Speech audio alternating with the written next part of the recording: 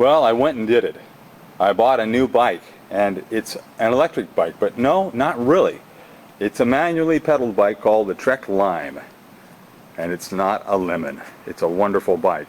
I can convert this and electrify it later, but it already is electric in this sense that it is the world's first on the market bike that automatically shifts gears for you.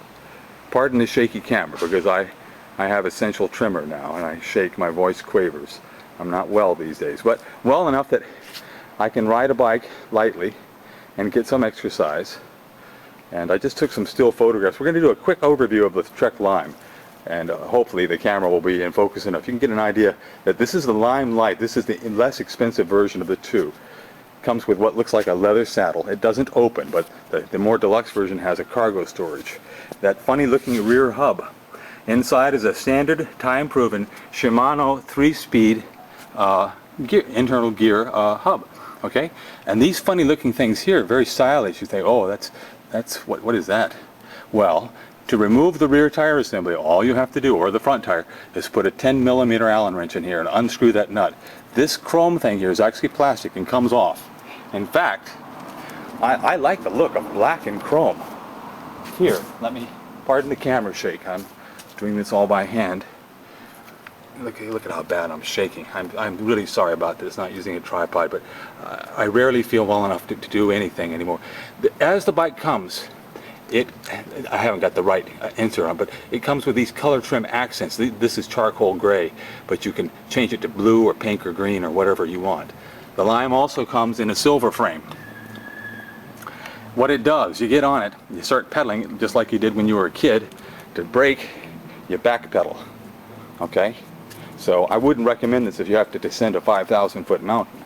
But for flatland, city driving, tootling around the neighborhood, going 15 miles an hour or so, it's perfect.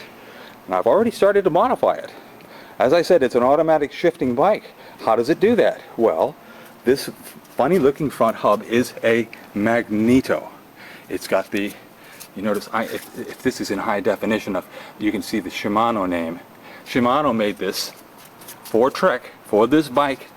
And there again, the beautiful cover. I haven't wiped anything off, so there are fingerprints and dust. To remove the front wheel, unscrew both sides with a 10mm Allen wrench, and this comes off, a tab washer comes off, and your front wheel can be removed. There's a little electric cord that plugs into a socket, a receptacle inside here.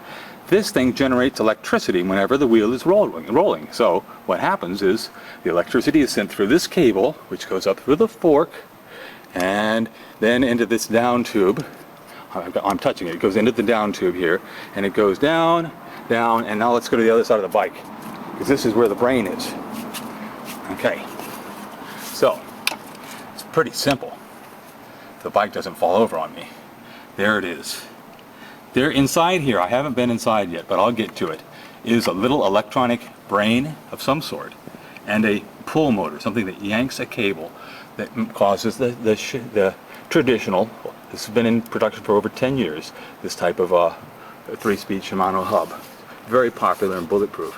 Anyway, it goes from low, from when you start up, you're in low gear, which is a great help in getting started when you need to cross an intersection. As soon as you hit 6 to 8 miles an hour, it shifts into medium gear.